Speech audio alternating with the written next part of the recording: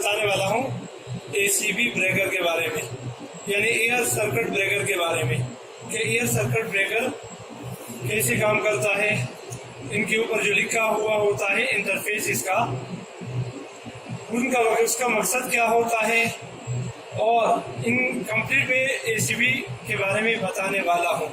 और ये पार्ट 1 हो सकता है, इसके आने वाले वीडियो में मैं फिर और भी डीपली जा करके इनके बारे में बताऊंगा। तो चलिए स्टार्ट करते हैं।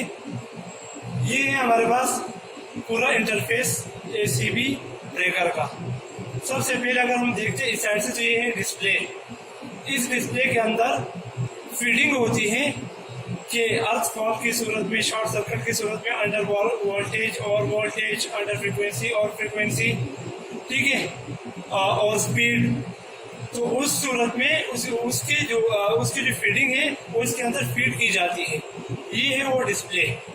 साथ में ये जो सबसे ऊपर नजर आ रहा है, अब ये है हमारा इंडिकेशन। अब ये ब्रेकर जो है फिलहाल ये चार्ज है लेकिन ऑफ है, ऑन नहीं है। तो इसके ऊपर लिखा हुआ चार्ज और ऑफ। ये है, जब इसके नीचे ये है पुश ऑन बटन और पुश ऑफ बटन, ठीक है। अगर हम इसको पुश ऑन करेंगे तो ये ब्रेकर लग जाएगा, अभी नहीं लगेगा क्योंकि इसकी सप्लाई अभी बंद है। पीछे से मैं दिखाने के लिए आपको बता रहा हूँ खाली। और अगर लगे हुए ब्रेकर को ये पुश ऑफ करेंगे तो ब्रेकर डिस्कनेक्ट हो जाएगा सप्लाई से, सप्लाई को डिस्कनेक्ट कर देगा। तो ये है, तो ये तो हमारे पास इनकी जो ये चार्ज लिखा हुआ है, ऑफ लिखा हुआ है, ये पुश ऑन है, ये हमारे पास पुश ऑफ है, ये इंडिकेशन बटन है, और ये ऑन ऑफ के लिए है, सप्लाई को डिस्कनेक्ट और कनेक्ट करने के लिए। ये जो है इसको कहते हैं लीवर। ये लीवर है और उसके जरिए से हम ब्रेकर को चार्ज करते हैं, ठीक है। इनके अंदर जो 2 स्प्रिंग लगे हुए हैं को चार्ज किया जाता है इस लीवर के जरिए से। क्योंकि ये जो जगह है ये ब्रेकर कहलाता है, तो इसको होल्ड करके आप इस ब्रेकर को बाहर और अंदर बाहर कर सकते हो और अंदर वापसी रिटर्न में अंदर कर सकते हो, ठीक है। तो उनके लिए ये है ब्रेकर। अब मैं आपको इसका बता दूं कि जिस तरह ये अभी हमारे पास चार्ज है, ऑफ है लेकिन ऑन नहीं है।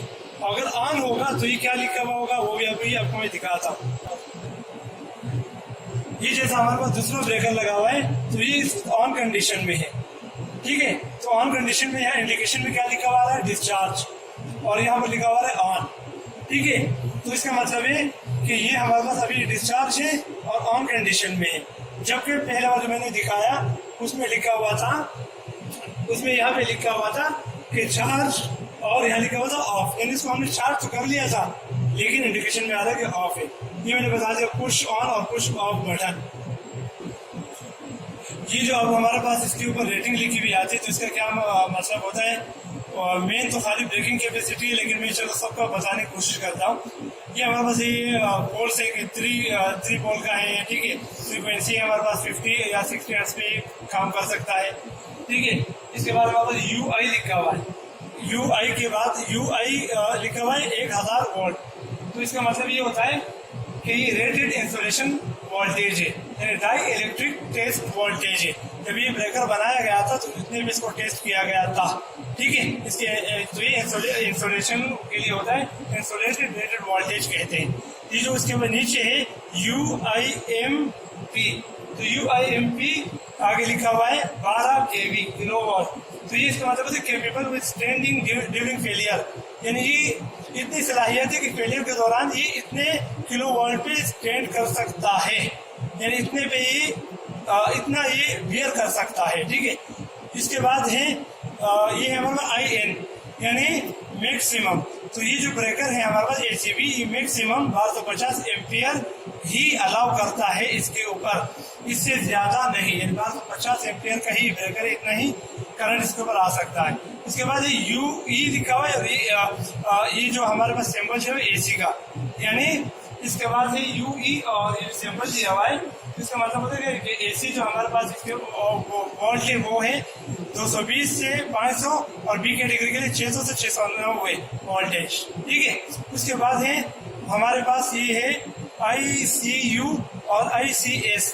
ये जो है ICU और ICS ये जो है हमारे पास ये है हमारे पास मैक्सिमम, यानी मैक्सिमम ये 65,000 किलो एम्पियर ही बियर कर सकता है।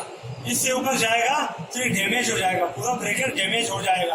ठीक है, तो ये जो है इसकी कैपेसिटी है मैक्सिमम 65 KA यानी kilo ampere, maximum 65 kilo ampere. तो नीचे हमारे पास है ICW। ठीक है, ICW है, ये जो है मैक्सिमम करंट। ये जो है इसका मतलब ये होता है कि ये जो ब्रेकर है हमारा, अगर इसके ऊपर 1 सेकंड के लिए 65,000 एम्पियर आएंगे तो ये डैमेज नहीं होगा। और अगर इसके ऊपर 3 सेकंड तक 50 kilo ampere load short circuit की सूरत में इसके ऊपर करंट पड़ता है, 50 KA का करंट आता है 3 सेकंड तक, तो भी ये डैमेज नहीं होगा। लेकिन अगर इससे ऊपर जाएगा तो ये डैमेज हो जाएगा, और 65 KA से ऊपर जाएगा तो ये डैमेज हो जाएगा। तो उम्मीद है कि ये जो चीज है इंटरफेस जहाँ पर आप पावर हाउस में होते हैं, तो आपको ये नॉलेज होनी चाहिए कि ये क्या होता है, ACB के ऊपर यूनिट क्या होता है, ये क्या होता है। चलिए मैं आपको आगे दिखाता हूँ। इसके बाद अगर ऊपर की तरफ देखें तो ये हमारा यूनिटी कंट्रोलिंग है इस साइड पे, और उस साइड पे ऑक्सिलरी के लिए है। तो ये ऑक्सिलरी यूनिट है इस साइड पे। उसके बाद ये बीच में आर्क च्यूट है, ये 3 जो आपको नजर आ रहे हैं, ये बीच में ये जो जाली से नजर आ रही है 3 आर्क च्यूट है। ठीक है, इसके बारे में मैं बताता हूँ आपको। उसके अलावा जो हमारे बस बार से ऊपर से इनपुट होता है इसमें सप्लाई, और नीचे से आउटपुट होती है। ठीक है, तो जो ऊपर से इनपुट हो रही है ये हमारे पास फिक्स कॉन्टेक्ट है। फिक्स कॉन्टेक्ट कॉपर की शक्ल में ऊपर से हमारे पास इन होता है, और जो हमारे पास आउट होता है वो हमारे पास जो आउट के अंदर है, दरअसल ब्रेकर के अंदर जो मूविंग कॉन्टेक्ट है वो उसके आउट में होते हैं। तो इसके ऊपर जो 3 तारें आपको नजर आ रही है लीड, ये इसके लिए 3 फेज की सप्लाई होती है एक्सटर्नल। इसके 3 फेज की सप्लाई अगर नहीं होगी तो आप ब्रेकर को ऑन नहीं कर सकते हो, यानी सप्लाई आगे नहीं भेज सकते। तो वो जो 3 है वो है। बाकी तो ये अभी स्टिल अलाइव बस बार है, तो मैं ज्यादा आगे तो नहीं जा सकता हूँ। और भी के बारे में और बताता हूँ कि जो आर्क च्यूट है, इनको आर्क रनर भी कह सकते हो, आर्क चैम्बर भी कह सकते हो, आर्क च्यूट भी कह सकते हो। तो क्या होता है कि जब हमारा ब्रेकर डिस्कनेक्ट होता है सप्लाई से या कनेक्ट होता है, तो उस वक्त एक आर्क प्रोड्यूस होता है। जो आर्क प्रोड्यूस होता है, जो आग जो फ्लेम की शक्ल में होता है, एक शोला निकलता है, इलेक्ट्रिक स्पार्क होता है। तो वो इलेक्ट्रिक स्पार्क को ये अपने ऊपर ले लेता है, क्योंकि कॉन्टेक्ट जो फिक्स कॉन्टेक्ट है वो हमारे पास कॉपर का है, और जो मूविंग कॉन्टेक्ट है इसके अंदर वो हमारे पास कार्बन के होते हैं। तो कॉपर के ऊपर ही ये शोला जो होते हैं कॉपर के ऊपर ही होता है, कॉपर साइड से। तो